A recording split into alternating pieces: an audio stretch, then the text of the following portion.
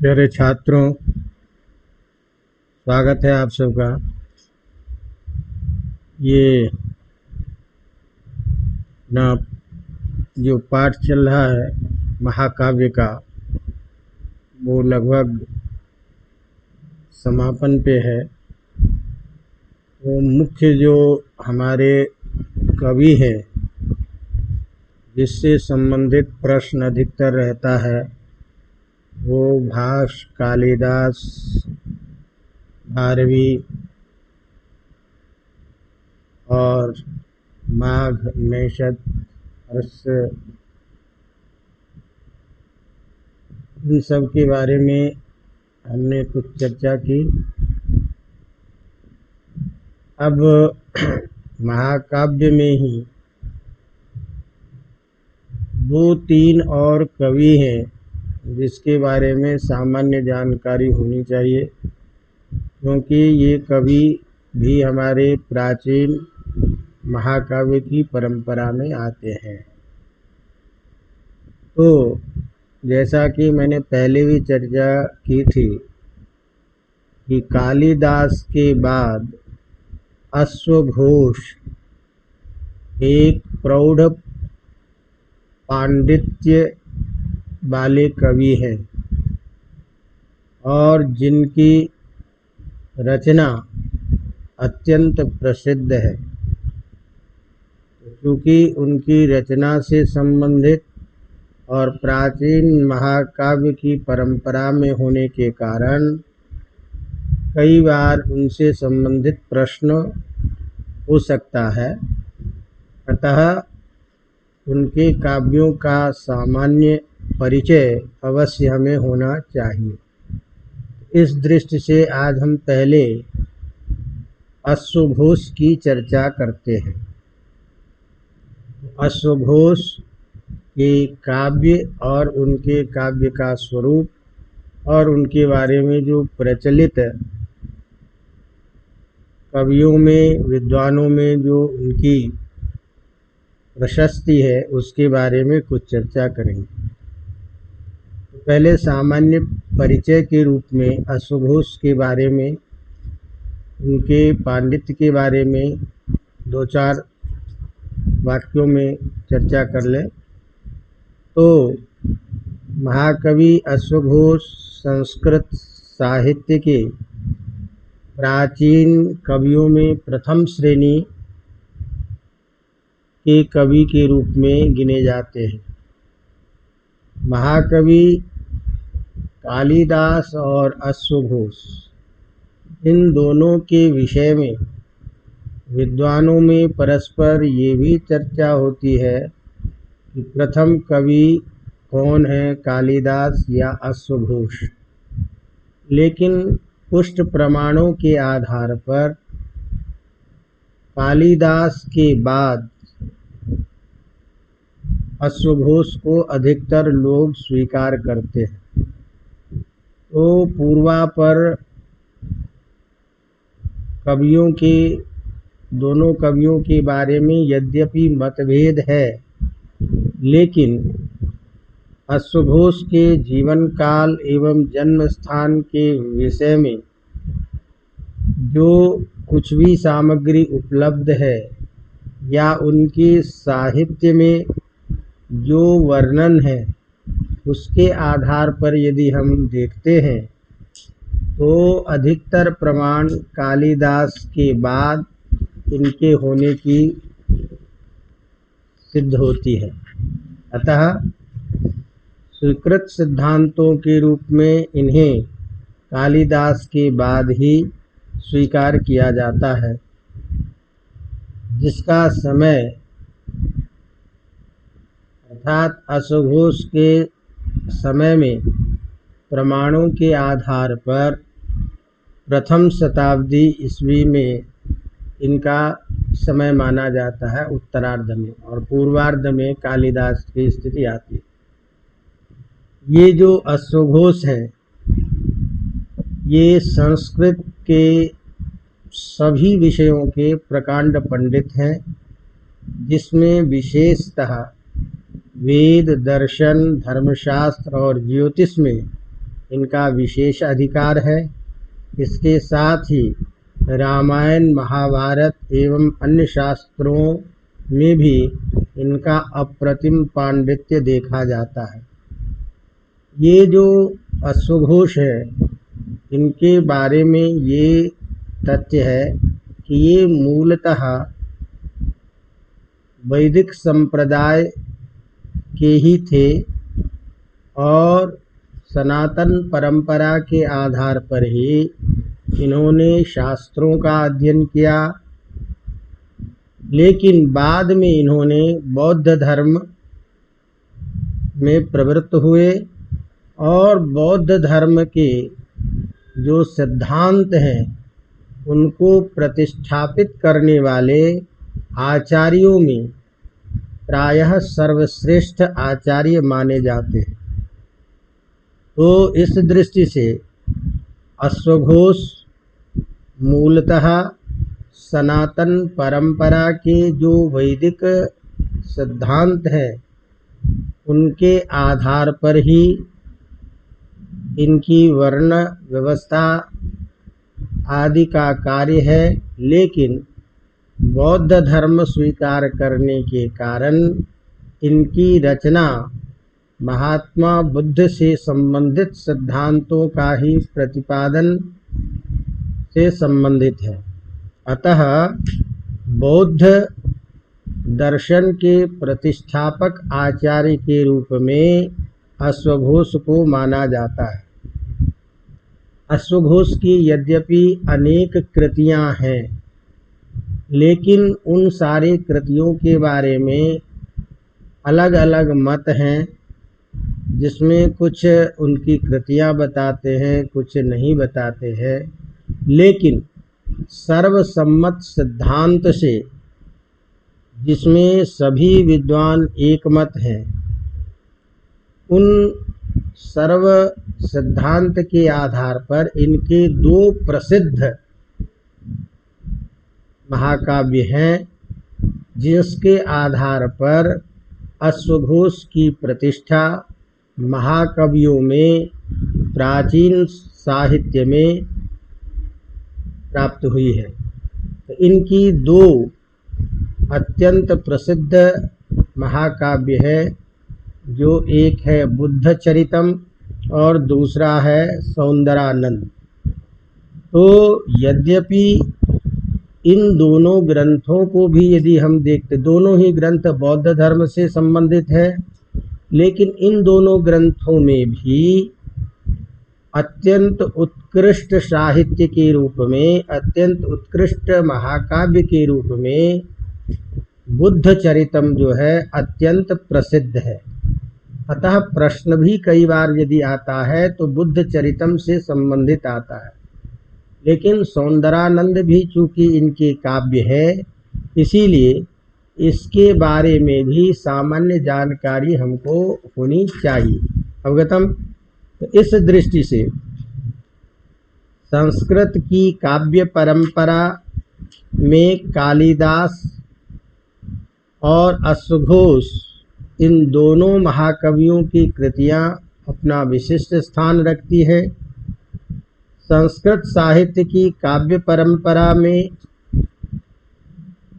जितने भी अध्येता है, उनके लिए अश्वघोष का महत्व केवल इसलिए ही नहीं है कि वे कवि थे, अपितु कालिदास की कवित्व प्रतिभा के अध्ययन के लिए भी अश्वघोष उतने ही महत्वपूर्ण हैं, जिसके कारण कालिदास के साहित्य का भी उत्कर्ष अश्वघोष के काव्य की दृष्टि से देखा जाता है।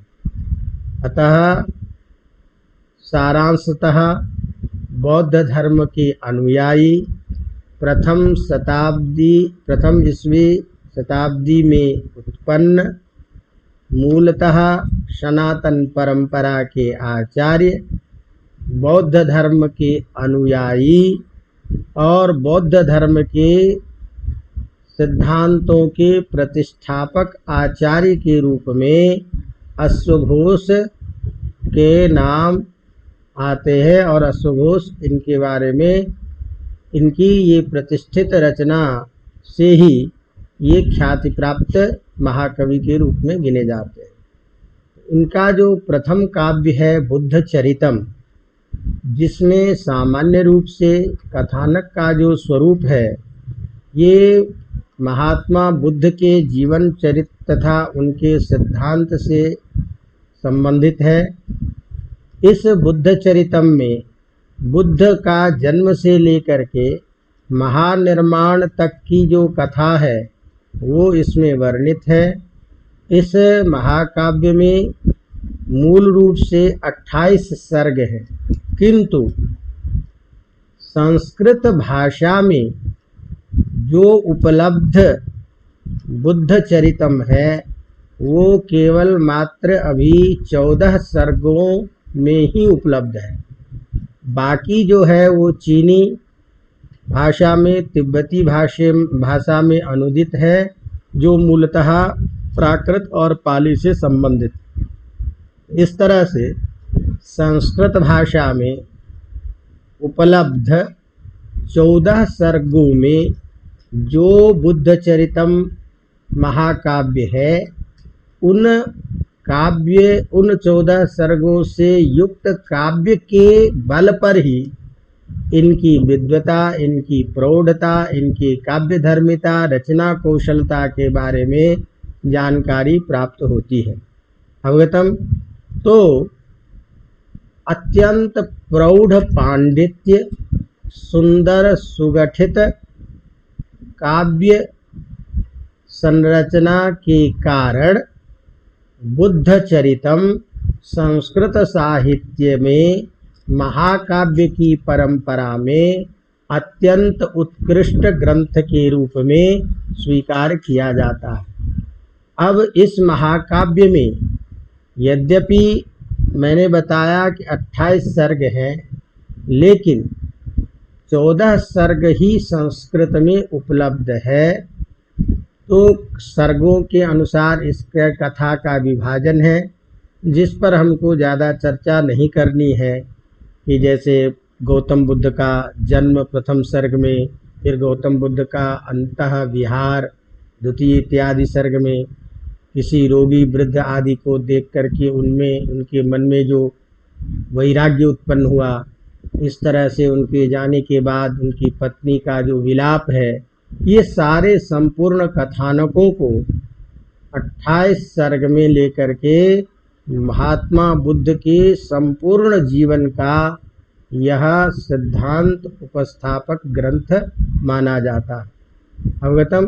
तो इस तरह से यह बुद्ध चरितम नाम से ही जैसा प्रसिद्ध है कि महात्मा बुद्ध के जीवन से संबंधित ग्रंथ है और उनके द्वारा प्रतिष्ठापित जो बौद्ध धर्म का सिद्धांत है उसकी स्थापना इन्होंने की है। दूसरा जो महाकाव्य है वो है सौंदरानंद। ये सौंदरानंद भी महात्मा बुद्ध से ही संबंधित है, लेकिन इसके कथानक के स्वरूप में जो नायक हैं वो भिन्न हो जाते हैं। तो जैसे महात्मा बुद्ध से संबंधित सिद्धांत और उनके जीवन चरित्र को लेकर के लिखे जाने के कारण उस ग्रंथ का नाम, महाकाव्य का नाम बुद्ध चरितम है, इसी तरह से यहाँ सुंदर इस नाम के कारण, इसका नायक सुंदर होने के कारण सौंदरानंद इस नाम से प्रसिद्ध है।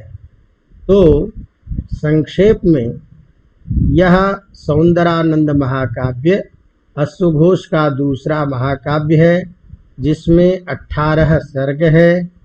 सौंदरानंद महाकाव्य में राजा नंद और उसकी पत्नी सुंदरी, इन दोनों के कथा का वर्णन होने के कारण इस ग्रंथ का नाम है सौंदरानंद। ये नंद जो था ये गौतम बुद्ध का सौतेला भाई था। वह अपनी अत्यंत, वह जो स्वयं था सुंदर, बुद्ध का सौतेला भाई, वह अत्यंत विलासी प्रकृति का था। अपनी पत्नी सुंदरी पर अत्यंत आसक्त होने के कारण गौतम बुद्ध ने नंद को सांसारिक विषयों से अलग करके बौद्ध धर्म की दीक्षा दी। तो इस तरह इस काव्य में नंद को गौतम बुद्ध के द्वारा दी गई जो शिक्षा है उसका विशेष रूप से वर्णन किया गया है, जिसमें काव्य की दृष्टि से गौतम बुद्ध के जन्म का भी वर्णन, कपिलवस्तु का वर्णन और सौंदरानंद को दिए गए उपदेश का वर्णन इसमें आता है। तो इसमें भी बौद्ध धर्म के ही सिद्धांत की प्रतिष्ठापना है, लेकिन महात्मा बुद्ध के द्वारा सुंदर को बौद्ध धर्म की दीक्षा देकर के जो सिद्धांत बताए गए, उन सिद्धांतों के आधार पर इसमें बौद्ध धर्म के सिद्धांत की चर्चा की गई है। अब ये तो हमने एक सामान्य चर्चा के रूप में दोनों काव्यों की जानकारी दी आपको, लेकिन ये जो दोनों काव्य हैं सौंदरानंद और ये बुद्ध चरितम, इन दोनों काव्यों को लेकर के जो परीक्षा में प्रश्न पूछता है, उस प्रश्न को ध्यान में रख करके हमें सामान्य रूप से अश्वघोष का जो साहित्यिक वैशिष्ट्य है उससे संबंधित प्रश्न रहता है। तो सीधा रहता है प्रश्न हुआ कि अश्वघोष के साहित्यिक वैशिष्ट्य का, या उसमें नाम भी दे दे बुद्ध चरितम के साहित्यिक वैशिष्ट्य की समीक्षा कीजिए, साहित्य वैशिष्ट्य का विवेचन कीजिए। तो इस तरह के प्रश्नों को अपने को ध्यान में रख करके उत्तर करना। अवगतम। तो हमारा पहला प्रश्न हुआ अश्वघोष का साहित्यिक वैशिष्ट्य। अश्वघोष संस्कृत साहित्य के प्रारंभिक कवियों में गिने जाते हैं। इनके महाकाव्य अपने युग की सरल अल्प समास युक्त पदावली एवं सुललित काव्य शैली में निबद्ध है। अश्वघोष की भाषा शैली में भावों के अनुगमन की अनुपम शक्ति है। वे सहजता और स्वाभाविकता के आलोक में भाषा का विन्यास करते हैं। अश्वघोष के दोनों महाकाव्य शांत रस प्रधान है। मोक्ष धर्म को एकमात्र प्रतिपाद्य विषय बना करके शांत रस को प्रधान एवं अन्य रसों को अंगभूत रस के रूप में प्रयोग करते हैं।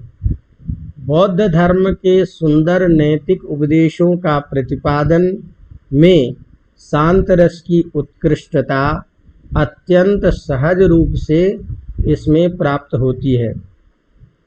अश्वघोष के काव्य में अलंकार योजना का भी अत्यंत कुशलतापूर्वक निर्वाह किया गया है।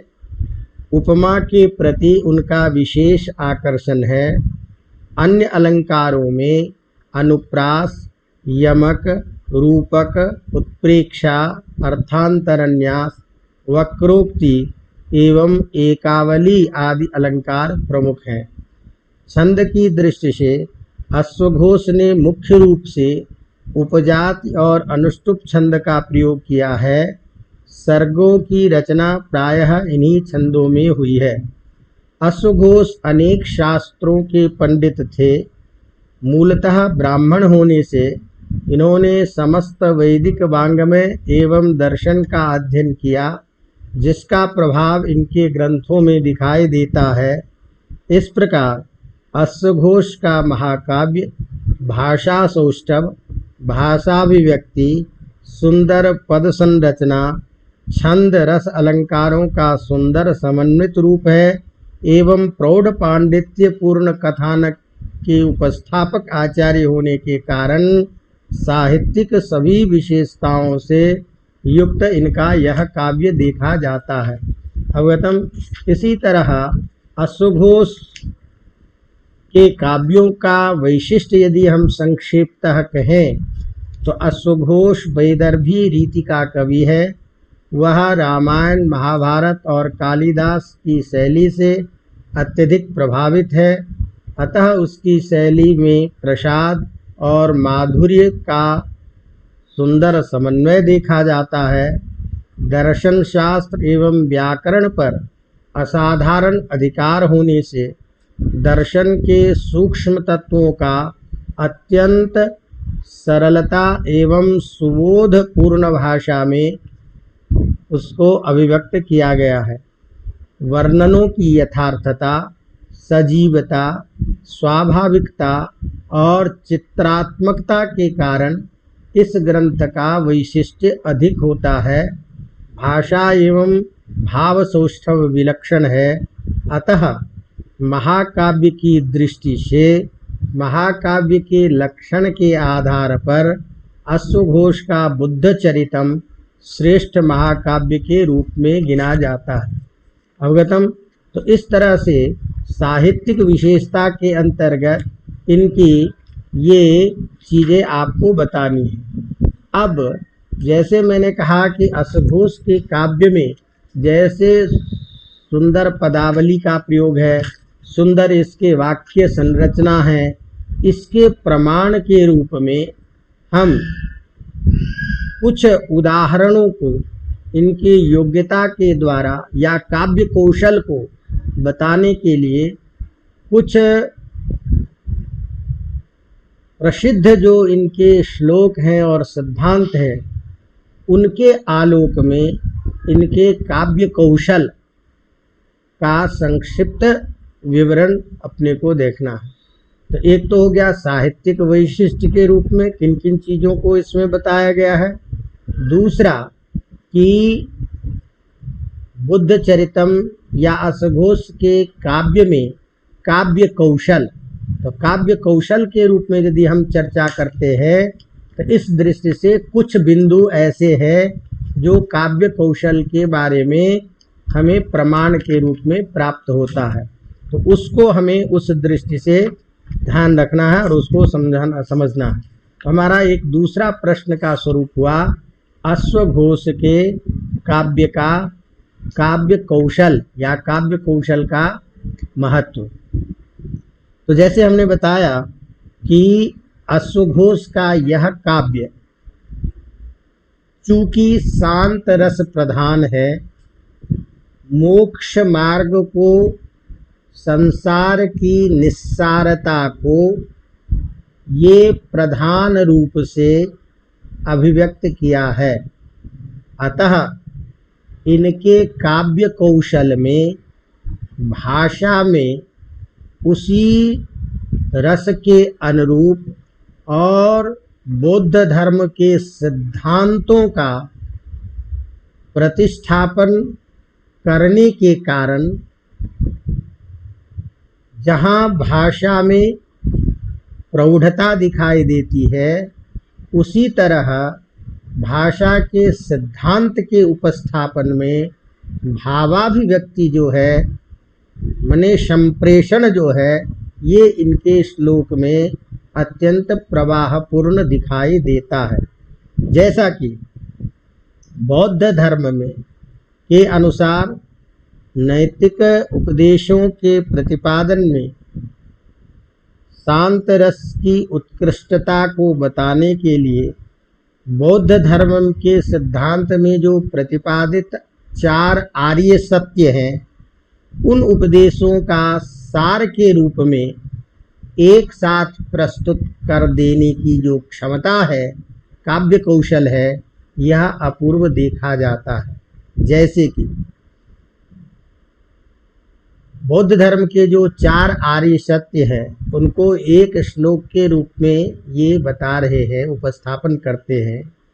बाधात्मकम दुःखमिदं प्रसक्तम दुःखस्य हेतुः प्रभवात्मकोऽयं दुःखक्षयो निःशरणात्मकोऽयं त्राणात्मकोऽयं प्रशमाय मार्गः। अर्थात जैसे हम कहते हैं कि यह संसार दुखमय है, दुख का कारण है, दुख का निवारण है और उस निवारण के आधार पर हमें मोक्ष की प्राप्ति हो सकती है। यह जो सिद्धांत है, उन सिद्धांतों को यहाँ श्लोक के रूप में कह रहे हैं कि बाध, प्रशम, निस्सरण और त्राण, ये बौद्ध धर्म के 4 सिद्धांत हैं। तो यदि कोई बौद्ध धर्म के सिद्धांत को न भी पढ़ा हो, लेकिन एक श्लोक को यदि पढ़ लेता है, तो इनके काव्य कौशल का सौष्ठव ये है कि अत्यंत सरल और सहज रूप से बौद्ध धर्म का सिद्धांत प्रतिष्ठापित कर देते हैं। तो इस तरह से शास्त्रीय और दार्शनिक सिद्धांतों का भी उपस्थापन करना इनके काव्य कौशल का विशेष जो है तत्व है, सिद्धांत है, विशेष कौशल क्षमता है। इसी तरह जैसे सिद्धांत के रूप में तपस्या के लिए जो दृढ़ संकल्पित मन होना चाहिए, सामान्य चंचल अवस्था में तपस्या संभव नहीं है। इस तरह से मनुष्य को नियंत्रित और संयमित करने वाले जो भाव हैं, उनको अभिव्यक्त करते हुए भाव और काव्य कौशल का परिचय देते हुए अश्वघोष कह रहे हैं, निवसन क्वचिदेव वृक्षमूले विजेन वायतने गिरौ वनेवा विचराम्य परिग्रहो निरासः परामर्थाय यथोपपन्नम भैक्षः।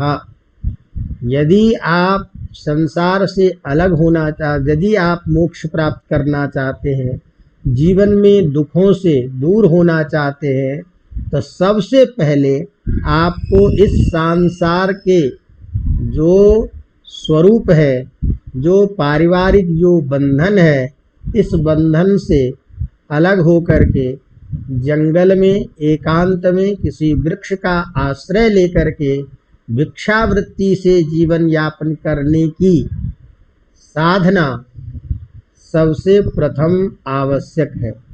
इस तरह शांत और दुख के निवारणात्मक जो उपाय है, उसको बताने के लिए यह अत्यंत सरल और सहज रूप में इस बात को कह देते हैं।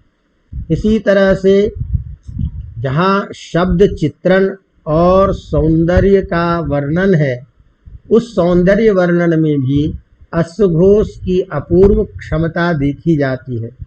जैसे श्रृंगार सौंदरानंद के वियोग श्रृंगार में जो वियोग श्रृंगार का जो वर्णन है, जिसमें सुंदरी जो है वह विलाप कर रही है, उसके विलाप को साहित्यिक दृष्टि से अत्यंत मार्मिक माना जाता है। तो उसका वर्णन करते हुए कहते हैं कि सा पद्मरागम वसनम वसाना पद्मानना पद्मदलायताक्षी पद्मा विपद्मा पद्या विपद्या पतितेव लक्ष्मी सुशोष पद्यस्रजिवात्मने तेन। तो यहाँ देखिए कितने शब्द लालित्य के द्वारा काव्य कौशल इनका कितना है। इस सुंदर समान अलंकार छंद का प्रयोग करते हुए कहते हैं कि नंद के वियोग में उस सुंदरी की दशा धूप में सूखा कमल माला, जैसे धूप में कमल की माला सूख जाती है, ऐसे वह सूख के उसका स्वरूप हो गया। तो करुण रस के इसी तरह से उद्भावन में अंतःपुर विलास के प्रसंग में जो कवि का जो चित्रण है वह अत्यधिक महत्वपूर्ण दिखाई देता है। इसी तरह अन्य बहुत सारी चीज़ें हैं, जैसे भाषा शैली में भावों का जो अनुगमन है, उस दृष्टि से कहते हैं शब्द का सुगठित प्रयोग करते हुए तत्याज शस्त्रम विमर्श शास्त्रम समम शिसेवे नियमम विषेहे वशीव कंचित विषयम न भेजे पितेव सर्वान् विषयान् ददर्श। इसी प्रकार शास्त्र की मर्यादा के अनुरूप उपदेशों को बुद्ध के अपने उपदेशों के लिए यह सुंदर अभिव्यक्ति उनके काव्य कौशल को बताता है। न मे प्रियम किंचन नाप्रियम में न मेऽनुरोधोऽस्ति कुतो विरोधः तयोरभावात् सुखतोऽस्मि सद्यो हिमातपाभ्याम इव विप्रयुक्तः। इस तरह हम देखते हैं कि अश्वघोष का जो काव्य कौशल है वह शब्द प्रयोग के आधार पर, सिद्धांतों के उपस्थापन के आधार पर, रस छंद अलंकार के प्रयोग की दृष्टि से, भावों की अभिव्यक्ति की दृष्टि से, सभी दृष्टि से इनका काव्य कौशल अत्यंत महत्वपूर्ण है। अतः अश्वघोष का काव्य एक संस्कृत साहित्य के जीवंत महाकाव्य और बौद्ध धर्म के प्रवर्तक आचार्य के रूप में बौद्ध धर्म का सिद्धांत स्थापक महाकाव्य है। अवगतम। ये थोड़ी सी चर्चा हमने आपको की। तो इस तरह से सौंदरानंद के बारे में आपको देखना। अब इसके बाद यद्यपि हमारे जो मुख्य काव्य हैं उनका क्रम संपन्न होता है, लेकिन एक दो काव्य और ऐसे हैं जिसके सामान्य थोड़ी सी चर्चा, क्योंकि वह भी प्रसिद्ध होने के कारण पूछ देता है। तो एक है भट्टी काव्य। तो भट्टी स्वयं कवि है और उन्होंने एक काव्य लिखा रावणवध। लेकिन रावणवध जो है वो कम प्रचलित, नाम से कम प्रचलित है, जबकि भट्टी काव्य के द्वारा ही लोकों में प्रतिष्ठित हो गया है। तो ये जो भट्टी है ये मूलतः व्याकरण के सिद्धांत को बताना चाहते हैं। तो व्याकरण का प्रयोग कैसे करें, व्याकरण का ज्ञान कैसे करें, व्याकरण के सिद्धांत को जान करके उसका प्रयोग करना व्यक्ति कैसे सीखे, इस मूल भावना को लेकर के, अर्थात व्याकरण के सिद्धांतों का प्रायोगिक रूप समझाने के लिए इन्होंने काव्य लिखा, जो काव्य रावणवध काव्य है। लेकिन चूंकि व्याकरण प्रधान है, व्याकरण की शिक्षा प्रधान होने के कारण यह भट्टी काव्य मूल ग्रंथ के नाम से अतिरिक्त भट्टी के नाम से ही प्रसिद्ध हुआ है। तो इस तरह से भट्टी काव्य की विशेषता या भट्टी काव्य का संक्षिप्त परिचय ये आपको परीक्षा में पूछ देता है। इस दृष्टि से इस काव्य की थोड़ी चर्चा कर लेते हैं। तो 6ठी शताब्दी के उत्तरार्ध में पश्चिम भारत में भट्टी अपने पांडित्य के कारण अत्यंत प्रसिद्ध एवं सर्वमान्य शास्त्रज्ञ कवि के रूप में विख्यात रहे हैं। अपने समय के ये असाधारण विद्वान थे, व्याकरण और काव्य शास्त्र के धुरंधर मर्मज्ञ थे। व्याकरण शास्त्र की कठिनाइयों को दूर करते हुए काव्य के द्वारा व्याकरण सिखाने का श्रेय भट्टी को ही जाता है, जिसके कारण इनका मुख्य ग्रंथ महाकाव्य जो रावणवध है वो भट्टी काव्य के नाम से ही प्रचलित हो गया। भट्टी की केवल एक ही रचना प्राप्त होती है जो रावणवध है, जो भट्टी काव्य के नाम से प्रसिद्ध है। इस काव्य में 22 सर्ग हैं, 1624 श्लोक हैं। यह काव्य 4 भागों में विभक्त है। पहला प्रकीर्ण कांड, दूसरा अधिकार कांड, तीसरा प्रसन्न कांड और चौथा तिङन्त कांड। इन सारे अलग अलग प्रकरणों में व्याकरण के जो अलग अलग नियम हैं, प्रयोग है, उन प्रयोगों को प्रयोग करते हुए संपूर्ण व्याकरण का ज्ञान करा दिया गया है। अर्थात संपूर्ण व्याकरण का प्रायोगिक रूप यदि देखना हो, व्याकरण को सीखना हो, शब्द के प्रयोग को यदि जानना हो तो उसके लिए भट्टी काव्य जो है यह अत्यंत प्रसिद्ध काव्य है। तो यद्यपि यह रावणवध महाकाव्य है, लेकिन रावणवध के कथानक के वर्णन के ब्याज से, बहाने से संपूर्ण व्याकरण का ज्ञान कराना इनका प्रथम उद्देश्य है। तथापि काव्य शैली की दृष्टि से साहित्यिक गुणों के आधार पर हमें इस भट्टी काव्य या रावणवध काव्य के बारे में, इनकी विशेषताओं के बारे में थोड़ा जानना आवश्यक है। इस दृष्टि से भट्टी काव्य की शैली एवं काव्य सौंदर्य का संक्षिप्त विवेचन कीजिए। भट्टी का लक्ष्य काव्य के माध्यम से व्याकरण शिक्षण है और उसने व्याकरण के क्रमिक शिक्षा दी है।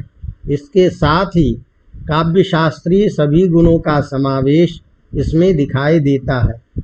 भट्टी के काव्य में एक ओर कालिदास जैसी सरसता, सरलता और सहृदयता है, तो दूसरी ओर भारवी जैसा पांडित्य और चित्रालंकार का भी प्रयोग है। व्याकरण मूलक काव्य शैली की एक नवीन विधा को जन्म देने वाला ये भट्टी ही है और उस तरह से नवीन विधा का श्रेय इस भट्टी को ही जाता है। तो भट्टी में वर्णन की अपूर्व क्षमता है। तो जैसे मैंने कहा कि इस काव्य की रचना का उद्देश्य अश्वघोष के काव्यों के समान आनंद एवं लाभ का, अर्थात उससे प्राप्ति शिक्षा का समन्वय करना है। एक ओर काव्य का आनंद तो दूसरी ओर व्याकरण के नियमों तथा प्रयोगों को आत्मसात करना या कराना भट्टी का लक्ष्य है।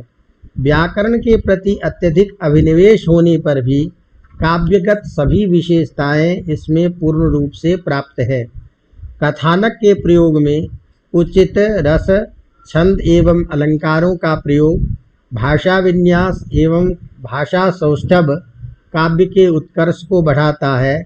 अलंकारों के प्रयोग में यमक के अनेक भेदों के प्रयोग के साथ अर्थालंकारों में दीपक, रूपक, उपमा, उनके भेद, अर्थांतरन्यास, आक्षेप, व्यतिरेक, विभावना, समासोक्ति जैसे अनेक संस्कारों का सुंदर समन्वय देखा जाता है। प्रसाद, माधुर्य, ओज आदि गुणों का सुंदर प्रयोग कथानक को अत्यंत आकर्षित करता है। छंद की दृष्टि से अनुष्टुप, उपजाति, आर्या, पुष्पिताग्रा आदि प्रमुख छंद हैं। इसके अतिरिक्त इसमें प्रहर्षणी, मालिनी, वंशस्थ, पृथ्वी, मंदाक्रांता आदि छंदों का भी प्रयोग देखा जाता है। तो मूल कथानक में रावण वध के कथानक को लेकर के इसमें संपूर्ण कथाएं वर्णित हैं, जिसमें विभिन्न कांडों में व्याकरण के सिद्धांत के साथ साथ सुंदर अलंकार से युक्त महाकाव्य की शैली में उन समस्त विषयों का उपस्थापन किया गया है। इस प्रकार व्याकरण विषय प्रधान होता हुआ भी काव्य शास्त्रीय समस्त गुणों के कारण भट्टी का काव्य सौंदर्य श्रेष्ठ एवं विद्वानों के लिए अनुकरणीय माना जाता है। अवगतम। तो ये एक थोड़ी सी चर्चा भट्टी काव्य के विषय में आपको हमने बताया। इसी तरह से एक और काव्य है जिसका भी स्वरूप इसलिए कि ये प्रधान काव्यों में गिना जाता है और वो काव्य है हर विजय। तो संस्कृत महाकाव्यों में हर विजय महाकाव्य का संक्षिप्त विवेचन कीजिए। मध्यकालिक प्रमुख महाकाव्यों में हर विजय महाकाव्य एक श्रेष्ठ काव्य के रूप में माना जाता है। हर विजय महाकाव्य के लेखक 1800 से 1850 ईस्वी के मध्य अवंती वर्मा के राज्यकाल में प्रसिद्ध कवि रत्नाकर हैं। रत्नाकर के पांडित्य के कारण इनको दो उपाधियां प्राप्त हुई थी, पहला राजानक और दूसरा वागीश्वर।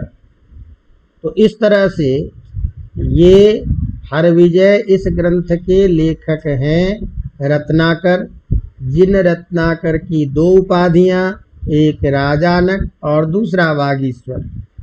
रत्नाकर की 3 कृतियां उपलब्ध है, एक हरविजय, एक वक्रोक्ति पंचाशिका तथा ध्वनिगाथा पंचिका। इन 3 कृतियों में हरविजय अत्यंत श्रेष्ठ महाकाव्य है, जिनके कारण ही इन्हें अत्यधिक प्रसिद्धि प्राप्त हुई है। हरविजय संस्कृत भाषा का एक विशालतम महाकाव्य है, जिसमें 50 सर्ग हैं तथा 4321 पद्य हैं। इस तरह से अत्यंत विस्तृत स्वरूप वाला संस्कृत के प्राचीन काव्यों में प्रथम काव्य हरविजय महाकाव्य ही माना जाता है, जिसका स्वरूप इतना विस्तृत है। इसीलिए हरविजय काव्य के बारे में प्रश्न आ जाता है, क्योंकि यह काव्य अत्यंत विस्तृत है। इस महाकाव्य में रत्नाकर ने माघ के ये महाकाव्य जो है, ये हरविजय इसका नाम है। इसमें भगवान शिव के द्वारा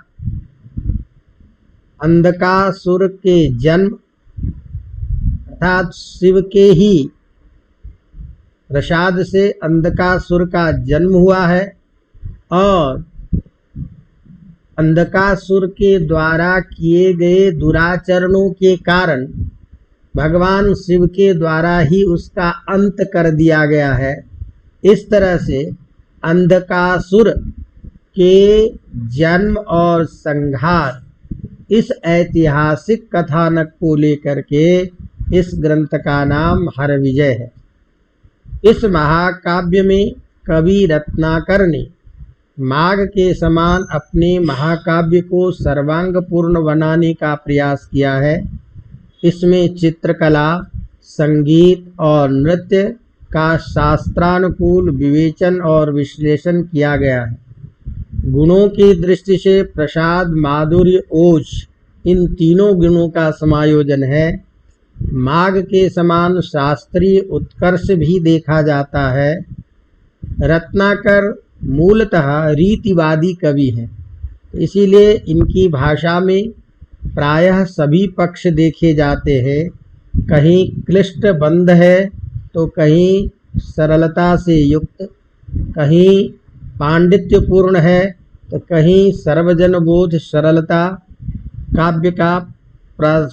काव्यशास्त्र को अत्यंत उत्कृष्ट बनाता है। कहीं राजनीति, दर्शन, काम आदि शास्त्रों का अत्यंत सुंदर विश्लेषण है, तो कहीं धर्म, सामाजिक व्यवस्था और अंधकासुर के द्वारा किए गए दुराचरणों का विश्लेषण किया गया है। रत्नाकर का दार्शनिक पांडित्य पद पद दिखाई देता है। चित्रकला, संगीत, नृत्य का वैज्ञानिक विश्लेषण इस ग्रंथ के महत्व को विशेष रूप से प्रतिस्थापित करता है। कवि का पूर्ण प्रयास है कि महाकाव्य के सभी लक्षणों से परिपूर्ण यह महाकाव्य हो, और कवि में इस चीज़ में ये कवि सफल भी होते हैं।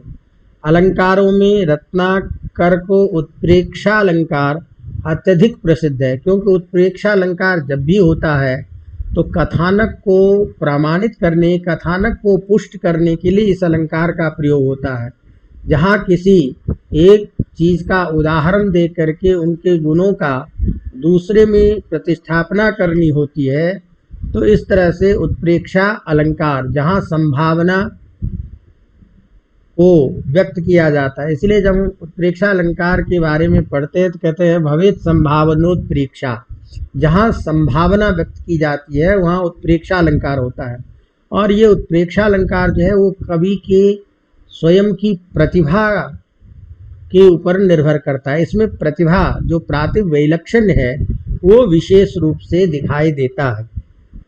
इस ग्रंथ का वैशिष्ट्य इसी से सिद्ध है कि अपने ये स्वयं कवि ने इस ग्रंथ में प्रतिज्ञा की है, इस काव्य को पढ़ने वाला अर्थात जो इस काव्य को पढ़ेगा वो यदि अकवि है तो कवि बनने की क्षमता उसको हो जाएगी, यदि पहले से कवि है उसमें प्रौढ़ पांडित्य आ जाएगा। तो इस तरह से कवि जो है वो महाकवि बन सकता है इस ग्रंथ को पढ़ करके, और जो अकवि है उसमें कवित्व की क्षमता आ सकती है। ये स्वयं कवि प्रतिज्ञा पूर्वक इस ग्रंथ में कहता है। इसी को कहते हैं कि हरविजय इस रत्नाकर के इस हरविजय काव्य के वैशिष्ट्य एवं उत्कर्ष के विषय में राजशेखर का कथन है, जो इस काव्य के संपूर्ण उत्कर्ष को एक शब्द में बता देता है कि कहते हैं कि 4 रत्नाकर होते हैं। ब्रह्मा ने 4 रत्नाकर को बनाया, रत्नाकर माने समुद्र, 4 समुद्र।